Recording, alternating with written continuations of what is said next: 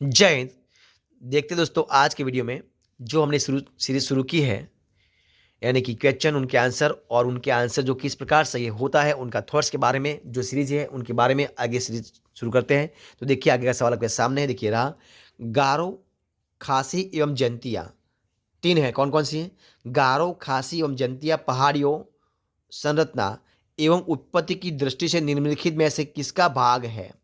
तो चार ऑप्शन आपके सामने रखा है मैंने।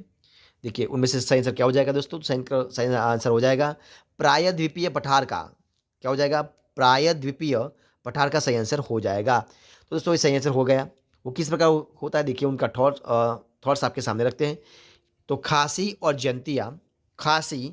जयंतिया भारत के पूर्वोत्तर में स्थित हैं।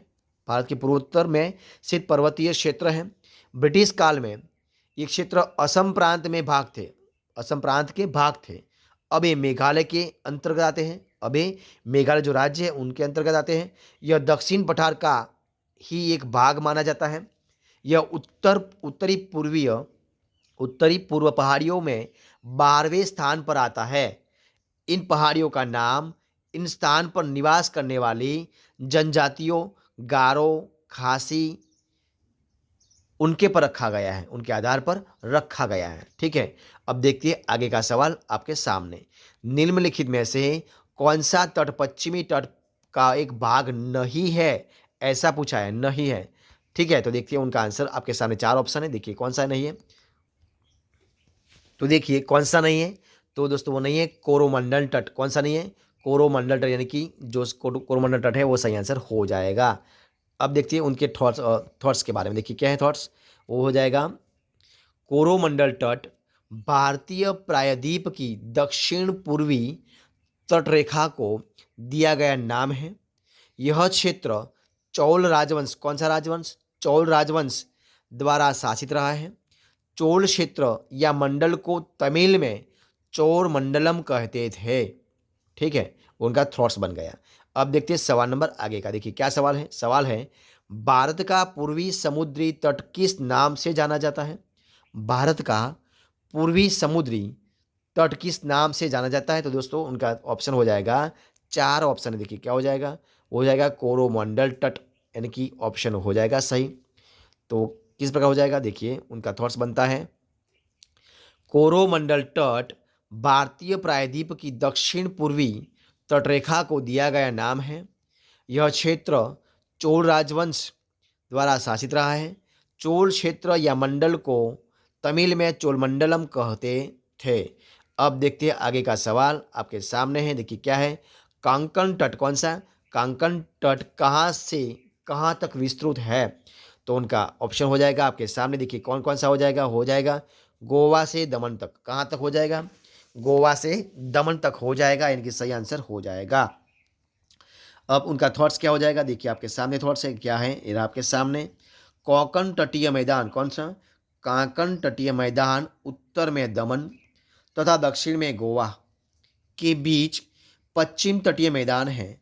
ये मैदान ऊर्ध्वाधर गति के परिणाम स्वरूप जलमग्न तट का उदाहरण है। सामान्यतः यह तट कटा फटा सामान्यतः यह तट कटा फटा दंतुरित है। यहाँ की तटीय निम्न भूमि प्रमुख रूप से असमान है। अब देखते हैं आगे का सवाल, ये रहा आपके सामने। देखिए क्या सवाल है। सवाल है कि लक्षद्वीप समूह के द्वीपों की उत्पत्ति निम्नलिखित में से किस प्रकार हुई है? तो किस प्रकार हुई है? देखिए चार ऑप्शन आपके सामने हैं।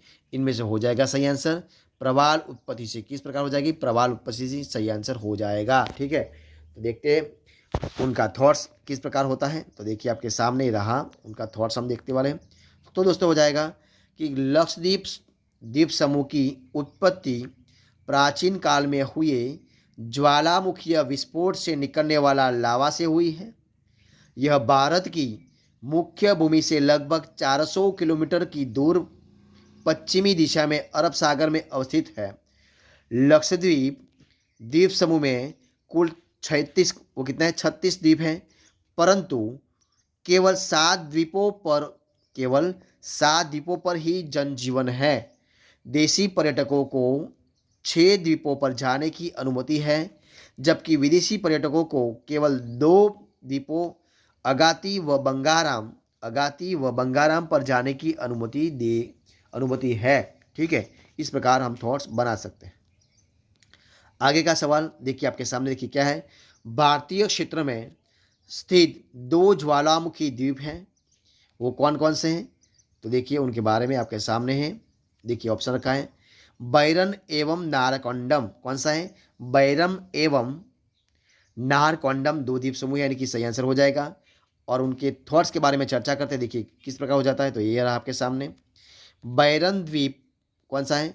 बैरन द्वीप अंडमान द्वीपों में से सबसे पूर्वी द्वीप है।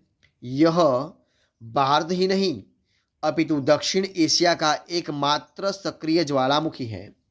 ज्वालामुखी हर किसी पहाड़ से नहीं निकलते हैं।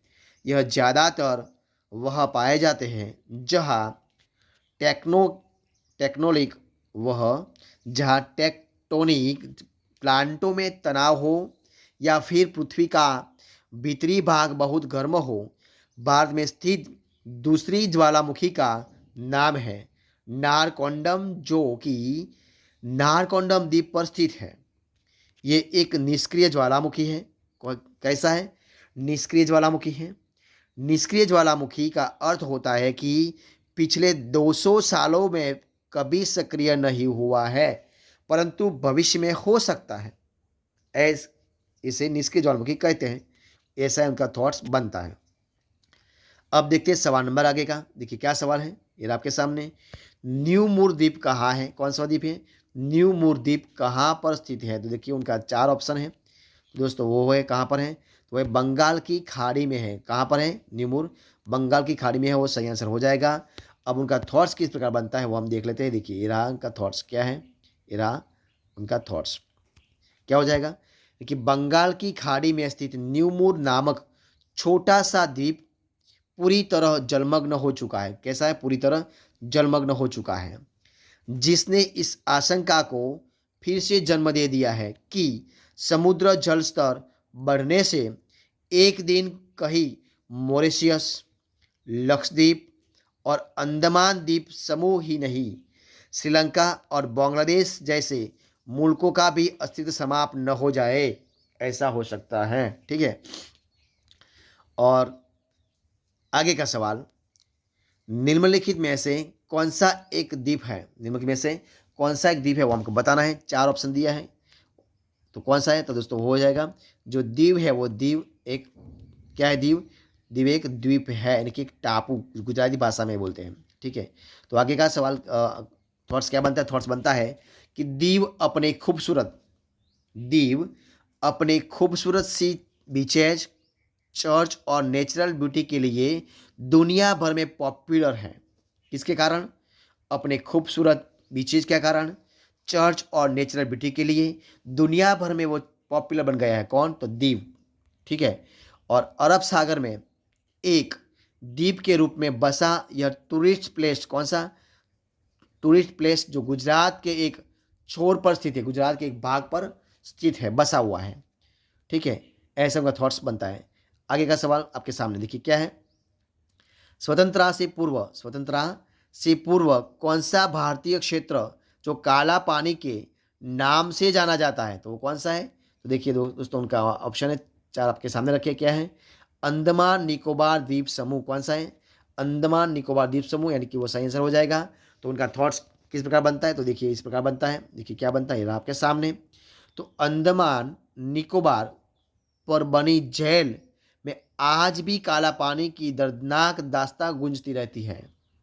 आज ये एक राष्ट्रीय स्मारक बन चुका है, लेकिन बटुकेश्वर दत्त और वीर सावरकर जैसे बटुकेश्वर दत्त और वीर सावरकर जैसे अनेक सेनानियों के दर्द की कहानी आज भी यह जेल सुनाती रहती है हमको। ठीक है, इस प्रकार उनका थॉट्स बनता है। और आगे का सवाल, लक्षद्वीप समूह कहाँ पर स्थित है? कौन सा? लक्षद्वीप जो समूह है वो कहाँ पर स्थित है दोस्तों? तो देखिए 4 ऑप्शन है, कहाँ कहाँ है? 4 ऑप्शन हो जाएगा। सही आंसर हो जाएगा अरब सागर में। कहाँ पर? अरब सागर की सही आंसर हो जाएगा अरब सागर। तो देखिए उनका थॉट्स क्या बनता है दोस्तों। थॉट्स बनता है लक्षद्वीप, संस्कृत लक्ष्य यानी कि लाख, लक्षद्वीप यानी कि संस्कृत में लक्ष्य यानी कि लाख प्लस द्वीप यानी कि एक टापू यानी कि भाग। तो लक्षद्वीप संस्कृत लक्ष्य यानी कि लाख प्लस द्वीप भारत के दक्षिण पश्चिम में अरब सागर में स्थित एक भारतीय द्वीप समूह है। इसकी राजधानी है कवरत्ती। कौन सी है? इनकी राजधानी है लक्षद्वीप की कवरत्ती है। इस प्रकार उनका थॉट्स बनता है। तो दोस्तों इस प्रकार इधर इधर हम इस वीडियो को खत्म करते हैं। तो मिलते हैं ऐसे एक नए वीडियो में, नए सीरीज में। तब तक बने रहे। जय हिंद, जय भारत।